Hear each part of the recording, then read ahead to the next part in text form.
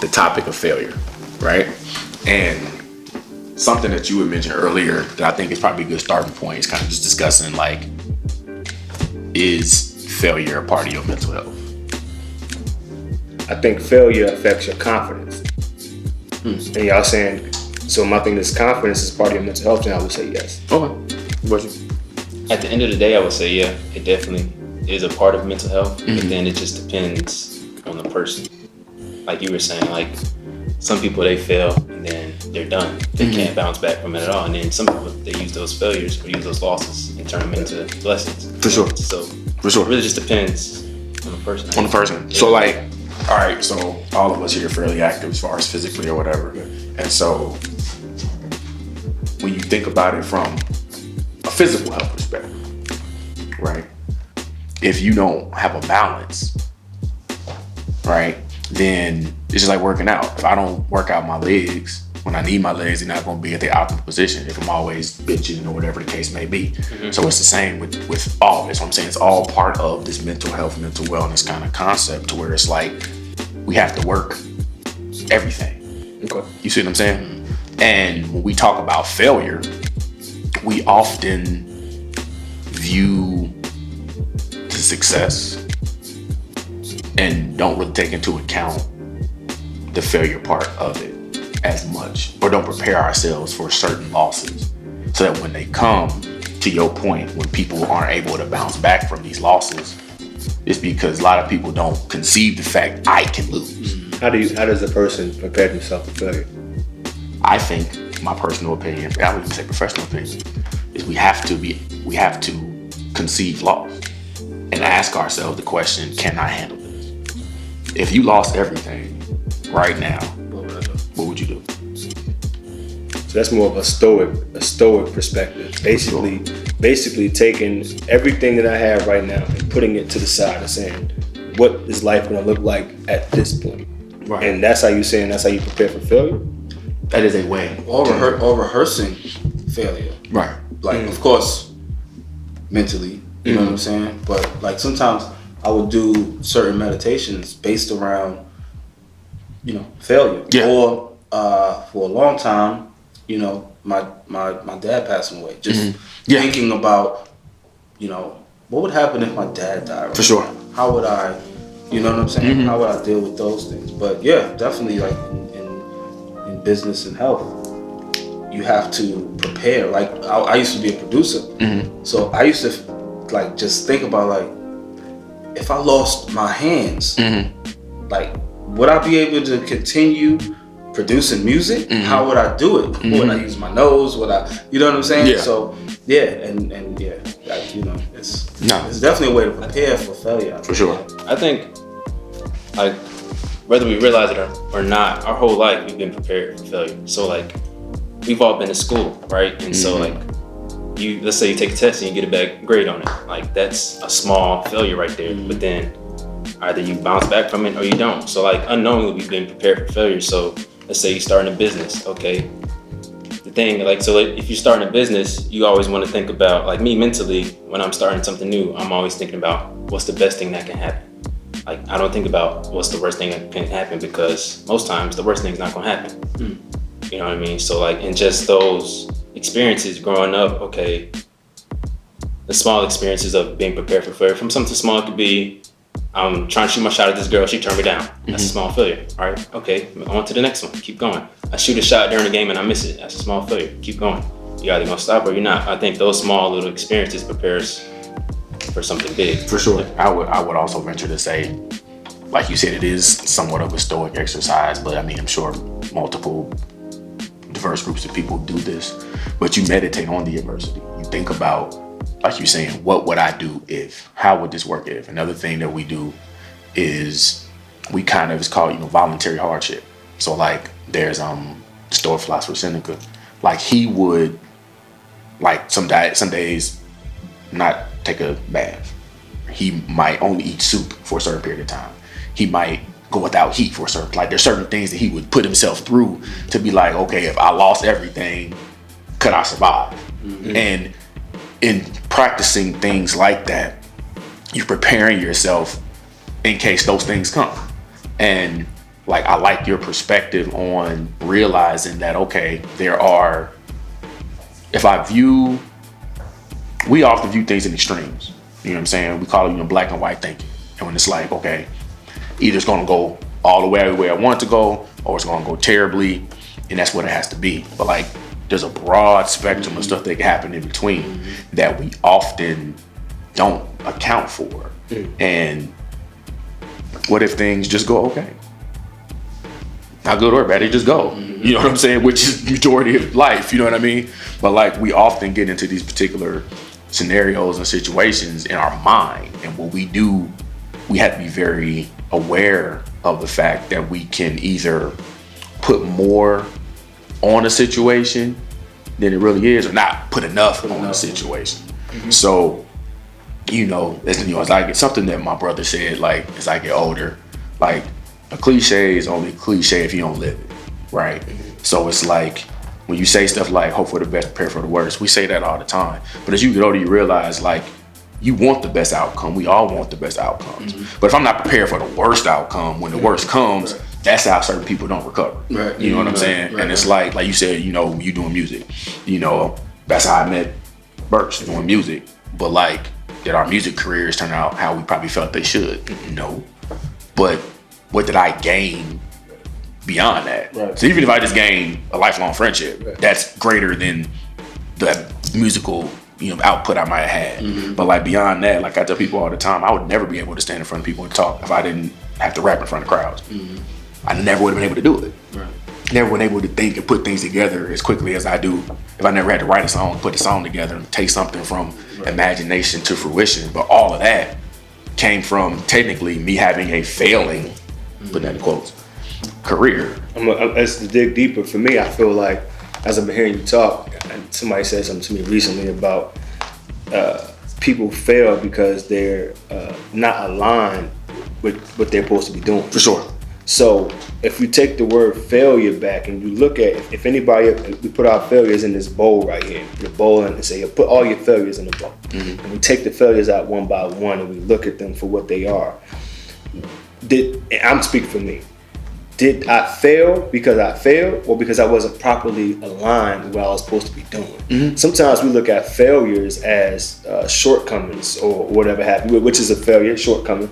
But I also don't think that that's the full scope of it. For sure. Oh, I failed at it. But wait, let's open that up and unpack what actually happened. For sure. Like for me, last night I just had an epiphany about the intention. Sometimes I've been I've been ambitious, but don't understand the intention of the steps that it takes to get said 100%. goal done. For sure. So within that, you could come up short, but if you look back, wait, why did I come up short? For sure. You know what I'm saying? Like, I don't believe, because I don't believe that. Like, as I'm getting older, I'm like, is it an actual, like you said, is it an actual fail, or was it a diversion to something better? For sure. You know what I'm saying? Something funny? Go ahead. So I had the quotes. I always like to do start with the quotes. I have not failed. I just found 10,000 ways it don't work. Exactly. That's Thomas Edison, right? Yeah. I don't think it's a failure if you actually take something away from it. Right. If you learn something from it. And that's the hard part about this, because I'm like, I feel like failure. I don't like the word failure because it's an end.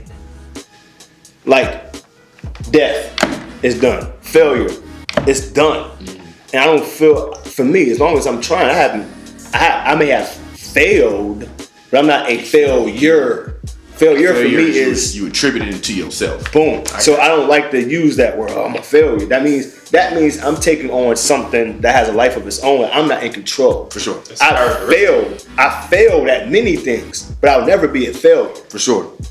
Yeah, but just looking back on it and saying, I failed at that, and accepting that, like you're saying, I'm saying the adverse of what you're saying. Right.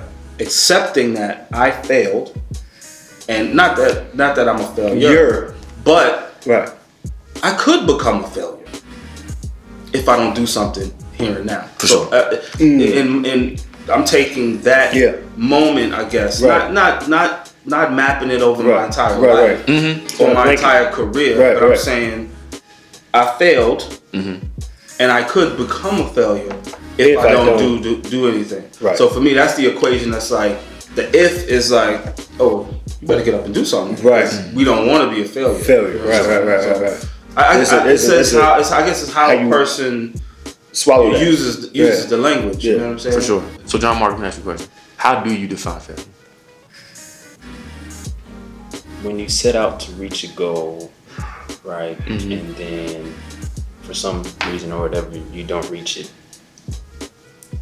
I guess you could define that as a failure. But then, like we've all been discussing, like it's how the lesson you learn from that failure, like how do you bounce back from it.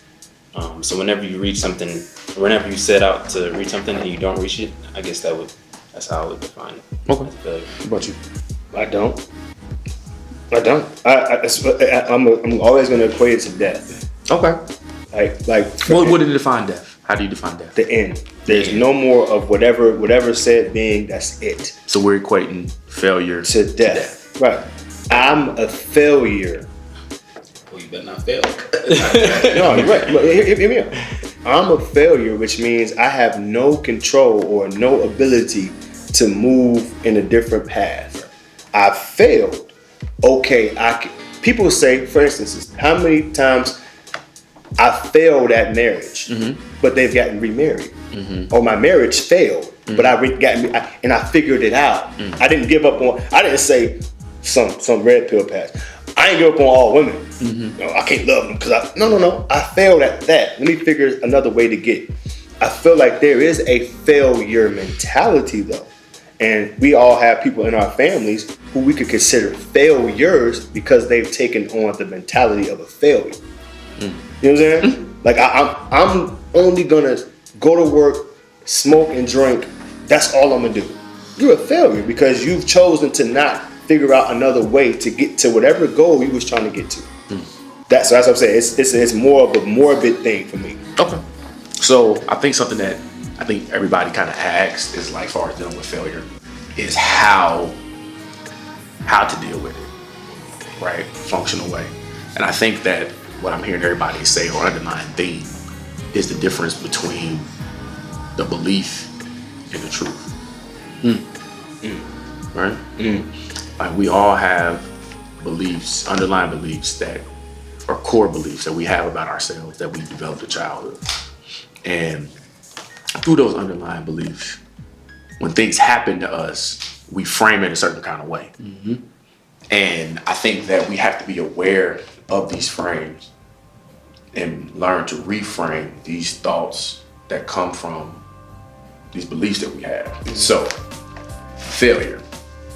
What are a few initial thoughts that come to your mind when a person can say, I failed at something? Like what's something they can say about themselves? Like for example, like, okay, I'm incompetent. I failed at this. I failed this test. I'm incompetent. I'll never accomplish anything. I never accomplished anything. It's all over for me. I can't bounce back from it. It's all over for me. I don't have it. I don't have it. Yeah. That's just 4 of the thousands of thoughts that the person has. This is on top of our head, right? And so the reason those become behaviors is because we begin to internalize that. And when these various scenarios come up, we often internalize that as something that it's a, like you said, lack. When you said we know people who are failures, right? That is, if I'm understanding you correctly, that is a person internalizing the loss and personally attributing it to themselves, not accepting the fact that there's many other factors, many other reasons why maybe I didn't succeed in this. And to your point, I'm not bouncing back or I'm not able to bounce back. Right. And I think that when we look at it that way, the frame of it, right? We can talk it out now and be like, that sounds crazy. That's not true. None of that makes any sense. No, like I can bounce back from this. No, I can figure this out. I can find another way. Right. I'm competent. It's just a setback. But I would venture to say many of us have something or some things that generate these negative thoughts that come up. And if we ain't aware enough to catch them, then that's when those. snowballs, and you Right. can be, and then it gets more depression and all the things. What y'all think about that?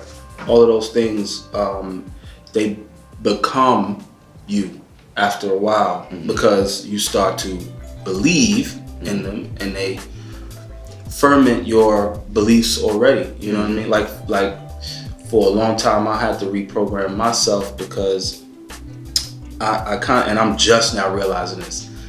The show Good Times, where James, every time he looked like he got a little bit ahead, it was snatched from him. You know what I'm saying?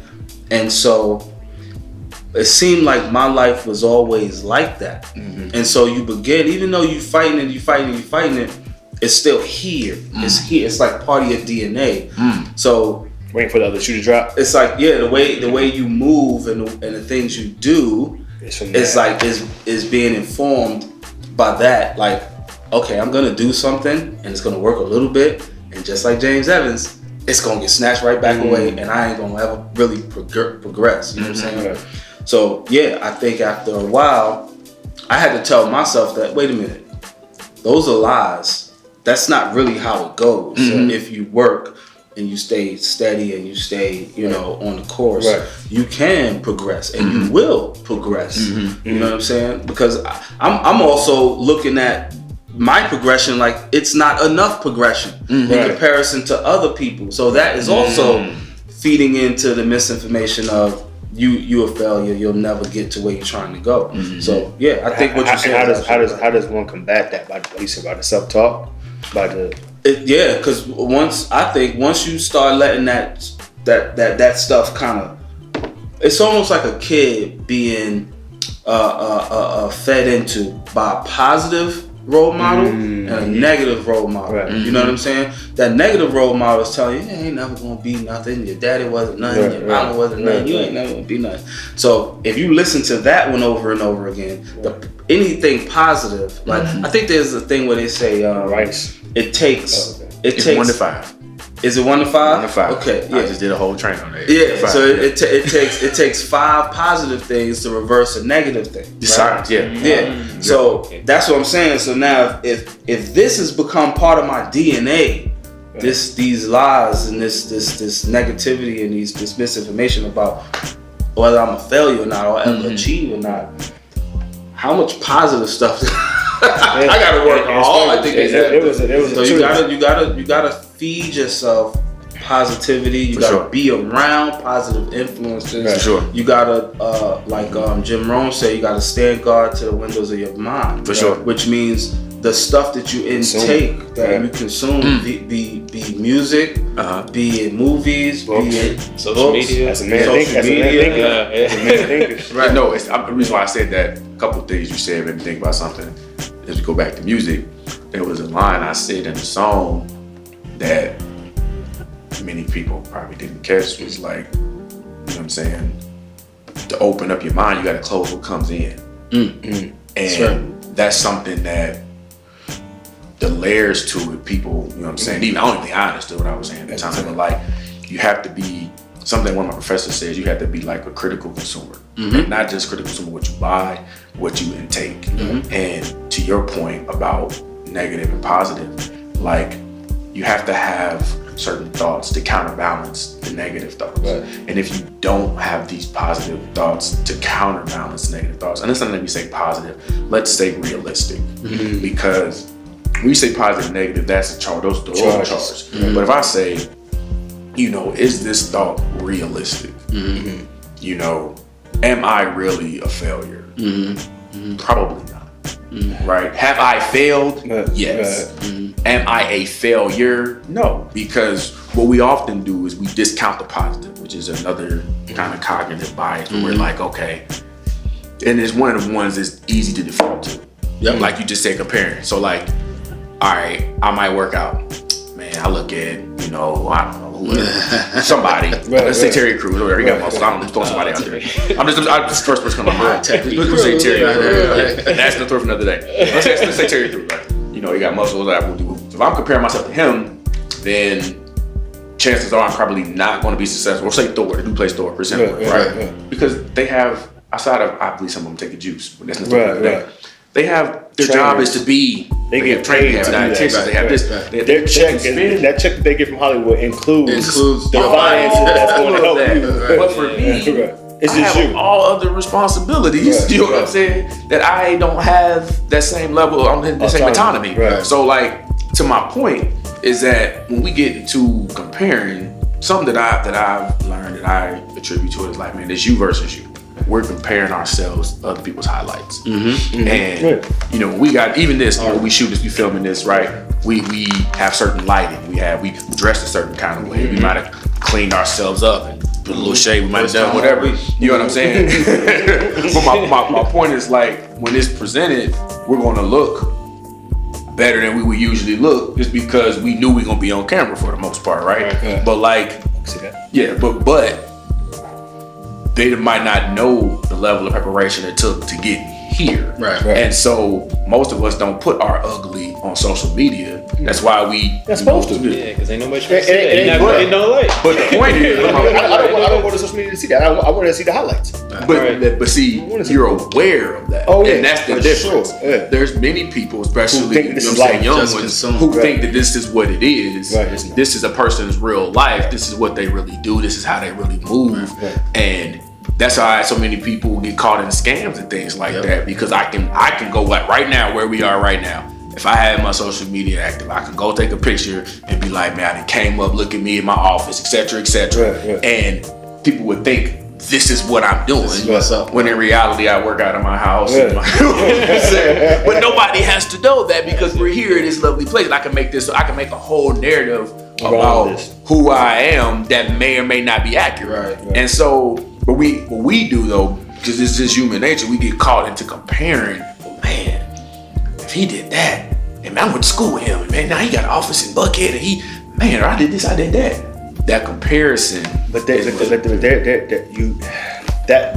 a real thin line with the comparison, because we got business and there's somebody in the space who's the monster of the space, and I'm comparing ourselves and like, yeah, if they did that, I know. Here's the part. I know I can at least, let me put that word in there. I can at least do this. That's how the at least word is a part where you leave room for the left, the sauce that I'm talking about. If Kobe Bryant, for Christensen, Kobe Bryant did this. Okay, this is all the stuff I know that documented. If I can at least do this, I can get this result. It may not be the exact same result. It can be in the realm of it. And that's how I look at the thing as an inspiration. Like, I think okay, he's talking about the internalizing the nuance of comparing. Like, for instance, their life looks, that's nothing tangible, you know what I'm saying? Right. But Yeah. their life looks great. My life, I'm Gotcha. sitting No, in this, okay. in this I see what you're ratty saying. ass room. Oh, okay, I got you. But to add to that though, now there's a small light switch in there that could actually help with social media.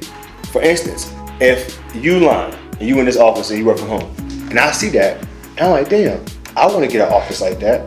I could possibly use that as fuel to get to where I'm trying to get to.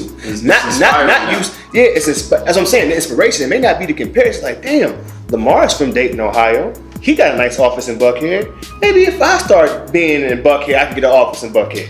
It's about how you But that's also that. a positive outlook. Look, though. and- Right. Okay. I got you. Okay. My mind always goes to that. First. Yeah, I was trying and to you're go- reframing the experience. Right. Okay. So and that's a skill to be Yeah, able okay. to take some look at it from a different perspective. What you want to say? But I think like people that have to be very careful when they're trying to compare themselves to somebody, because, or just like being on social media in general, because like we were saying, social media, they're gonna post the highlights, right?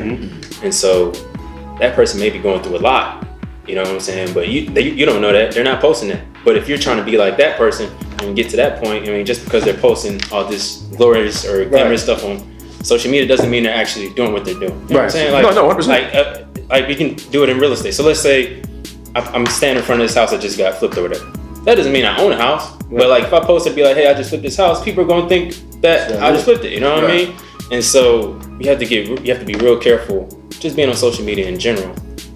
As far as like comparing, you know what I'm saying, to where you are, to where other people are and stuff like that. But then also when you're trying to get to some place and you're looking at somebody else for inspiration, what worked for them may not work for you. Just because they went right doesn't mean if you go right, you'll be successful Right. too. So, you know what I mean? And yeah, no, piggyback on that. At certain points, certain things that inspire us and motivate us no longer work. So like for me, for example, Alright. well, hold on, let's that brief for a I second. have that read because it's a lot bigger than what you're saying. Yeah, no, for Like sure. you're saying a lot For more sure, than for what sure. you're saying. It's a bar underneath the bar. Yeah. So like to follow up with the punch, we say battle rap, follow up with the punch. Like me and my biological father have a relationship, and that soul relationship or lack thereof in my life for most of my life, Right. You know what I'm saying? Yeah. Was my motivating factor to be different, do something, whatever the case may be. And to be fair, like without that experience, I wouldn't be where I'm at. Right. Because it motivated me. Right. But like that anger and that disappointment and that frustration I had towards him Yeah. at a certain, when it got to a certain point, it became self-defeating. Because I'm still comparing myself, once I found out who this individual really was, Right. I'm comparing myself to a ghost. Right. This person who I'm competing against does not exist. Right. So I had to reframe my thoughts around that and be like, okay, instead of chasing this ghost that I think exists, I can create this entity and make that person real through myself. You see what I'm saying? Right. So like, if I You self-built. You built a character. You created a character that you became. Indeed. And that I created a character that became my character. That was a bar. I still got it. yo, throw me on. I still got it. But no, for real. Like, you know, when you have a trauma, especially when it's a prolonged trauma, you know, part of a way to cope, at least for me and a lot of people I work with, is it makes it easier to feel like you're missing out on something to cope with your reality. Right. Like, man. So if I can just do this, then maybe I'll get the life I'm supposed to have. And it's not till some of this is just wisdom, age, growing, looking back and stuff. Like if I got that, I know I wouldn't be where I'm at right now. Oh, that's a fact. But Fact. that comes from perspective and insight And being self-aware. and being self-aware, and all of that are things that we probably dig into this another time. Yeah. All these are things that most of us develop through trial and error. But my hope is that as we have, situations like this, we can avoid some of bumping your head when you don't have to. You know what I'm saying? There are certain situations that, so again, how we frame failure, like if we look at it as the end, I can't bounce back, I can't come back, it's over, it's a wrap, then how we think impacts how we feel impacts how we behave. So if I think it, I'm gonna start feeling it. And if I feel like a failure, what's a failure do? You said it, I also think that to go back to the whole social media things, I know somebody in particular I'm thinking about.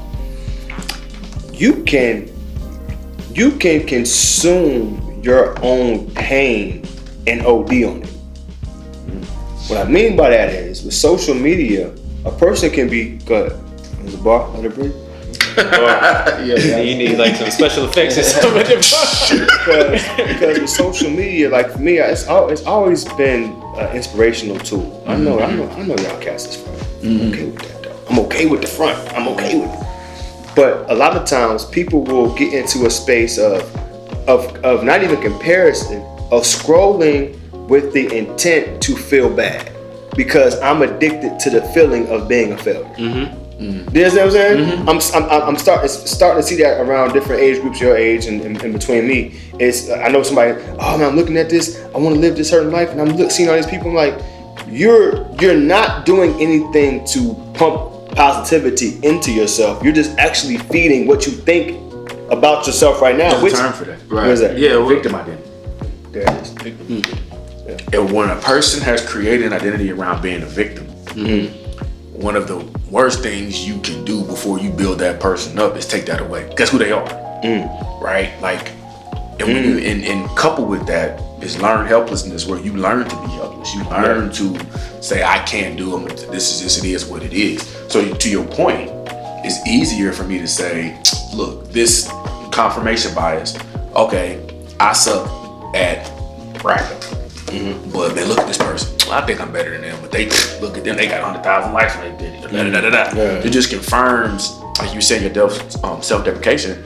I'm not worthy. I'm not worth. I don't have value because I don't have this. And we equate likes with value. And so it's easy to say, well, if I don't have 100,000 likes on my post, it ain't worth nothing. Or I don't have 1,000 likes on my post, it ain't worth nothing. Not realizing that it ain't worth nothing anyway. So Likes don't mean love. Why does that?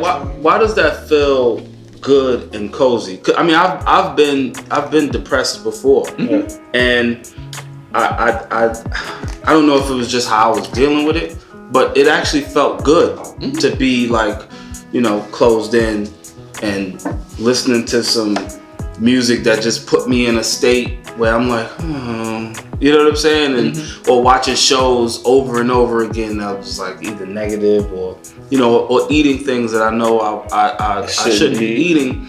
But when I think back on the times when I was depressed, right to this day, I can identify that, like, oh, that's you slipping in that spot, yo.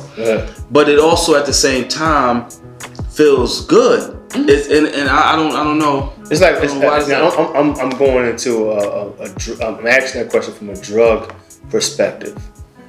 A high is always going to feel good, and I think that within lows there are highs as well. Right. So if a person is depressed and I'm hearing certain music that's depressing, I'm hearing I'm eating certain foods that are attributing to that. I'm drinking alcohol. I'm being sloth. I'm being greedy. All of these things are actually contributing to the high of being in that space. Right. So you could be you.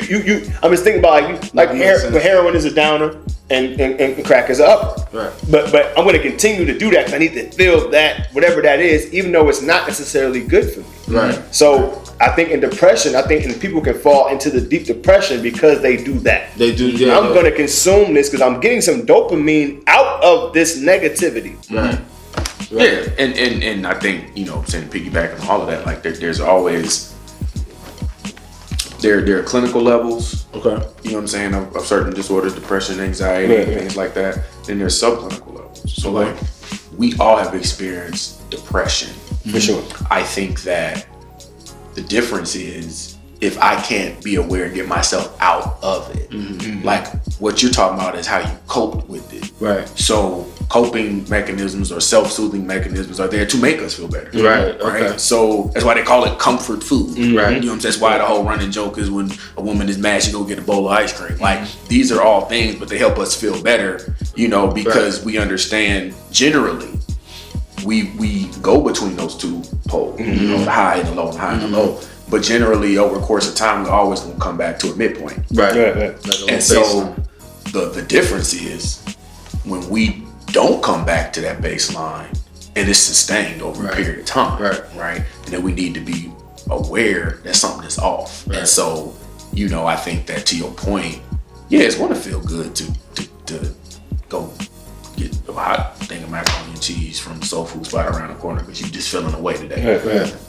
I love macaroni and cheese. It makes me feel better. Like that's part of it. Or listening to certain music or whatever the case may be. It's the part when that becomes. It's the part when that becomes the baseline. Though. Correct. And so that's when we have to be very clear about the difference between, like I said, clinical depression. Right. And I'm in a depressed mood. And sometimes we often look at, well, what's the cause? Right. So like my grandfather on my dad's side passed recently. I was down for a second. Right. But that's a typical response to somebody passing away. Right. And once I accepted that, dealt with that, cope with it, or I need to cope with it, you improve. You know what I'm saying? But that goes to understanding your baseline, right? And understanding this doesn't feel right, and then being okay. Sometimes asking those closest to us, say, "Hey, they off. Something Yeah, do I seem- do I seem- you did, Right. you know, and then sometimes somebody's like, no, I didn't notice it. Or some people like, yeah, I've been noticing something. I just wasn't gonna say anything. I I ain't know figured what you you work was- it out or right, whatever. right. So like, yeah, I just think what you're discussing to me is dealing with how we cope with these different moods. Even when you're, you know, anxious and you're very angry, we cope with that in a certain kind of way. Right. You know what I mean? And to be fair, sometimes to your point mostly about motivation and inspiration, you need that burst of anxiety to kind of, you know, before I perform, before I do this, I'm have a little butterfly that Right, gets right. me, It gets you know I'm going. ready to Right, roll. right. Or, you know, sometimes if I'm a little down on myself, then I know, like, especially with this transition in entrepreneurship or whatever, like, okay, I'm kind of slacking. Let me get on my grind. Right. And you need that to make you. But then sometimes if it's like a sustained thing, or Right. it's a perpetual thing, then we need to figure out, okay, what's really going on here. And I think that's the conversation, you know, for us as Black men, that we have to be more in tune with and be able to, even if we can't have that with, you know, our significant others or our family, having conversations, say, hey, yo, this is what's going on with me. Can we chop it up about it? You know what I'm saying? And sometimes you gotta be like, yo, I'm not qualified for this. You know what I'm saying? Right, this is my pay grade. Yeah, Right. let's go find somebody. So Right. for sure. I mean, I could keep going, but there's no point. I think we belabored the point. So, any parting words anybody wanted to drop? You know what I'm saying before we wrap this up. I think as Black men, because this is what we're talking to, this is our core audience. I think as Black men, we have to be able to step outside of the shadows of being Black, which is very difficult. To look at yourself as just a human being, and look at ourselves from a clinical standpoint, instead of necessarily. Because sometimes we can say, I'm a Black man, we could put so much on being Black that we take from just being human. Just being a being who's just, really, we animals. And we have animalistic characteristics that we forget that are there. And to be able to pull back a second and say, wait, let me look at this from a standpoint that's not from me. Let me step outside of myself and say, wait, why do I feel like this? To be able to analyze objectively, I think if we can do that, we won't experience so much quote unquote failure. Because we put so much on ourselves just being Black. Just step back from a second. Just wait. You Black. You're gonna be Black forever. But right now, what does that have to do with the current state of how you feel? And sometimes you feel Black too, but that's another story. Sometimes you can't separate the two. Yeah, that's a fact. One thing that I think is like very important that men, but Black men in general, should have an accountability partner. Somebody that's gonna hold you to a higher standard. Somebody that can, you know, that you can go and talk to about problems or anything that you got going on. Somebody that's gonna see through the bullshit, essentially. Like, okay, Burks, you got this office space now. Come on, let's go ahead and get a building now. Like, what's next? You know what I mean?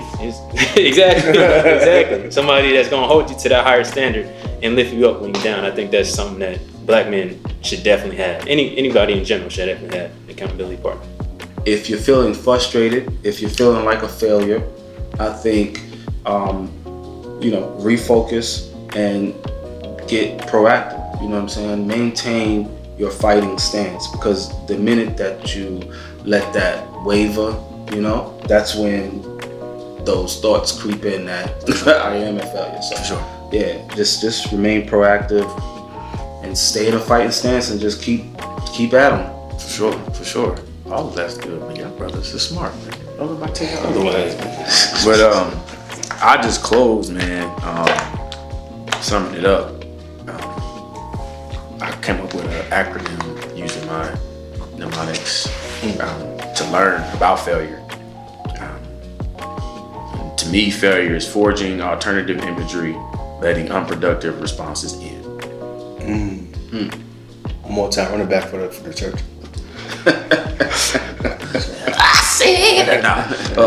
Forging alternative imagery, letting unproductive responses in.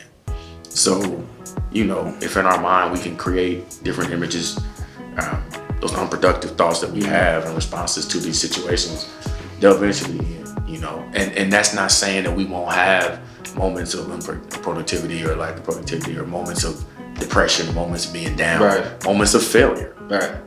or moments, let me take that, moments of failing. But if I think all of us are kind of in agreement where we, you know, something that this, shout out to Woody, this might be, I might name my album this, you know what I'm saying? Wins and lessons, you know what I'm saying? Like, I don't, you do lose, but if you don't learn from the loss, then yeah, you just lost. And I think that is a loss of a learning opportunity, you know what I'm saying? To just be better, do better. You know, what can I take away from this loss that will improve me, keep me in my fighting stance, you know what I'm saying? Because I realized that, you know, something that I talked about a few weeks ago with a group of people was like, you know, there's always gonna be a mountain. You climb to the top of one and fall clears and you still got 1,000 feet to go. Like, it's always gonna be a mountain to climb, always. So accepting that and realizing that this is just another mountain to climb, and once I get over this one, don't get too high in the victory, don't get too low in the defeat, and just keep climbing. I think that that's something that to me is a lesson which goes into resilience. Just, you know, like you're saying, being able to bounce back, realizing that, okay, this was a L. You got me. That was a good one. You okay? Cool. Wipe the blood. Let's get back to it, because ultimately, I'm not gonna stop fighting. I know I have accountability partners who won't let me stop fighting. Right. So we just gonna keep grinding, man. So yeah, I just want to say I appreciate y'all for your time, man. That was Yeah.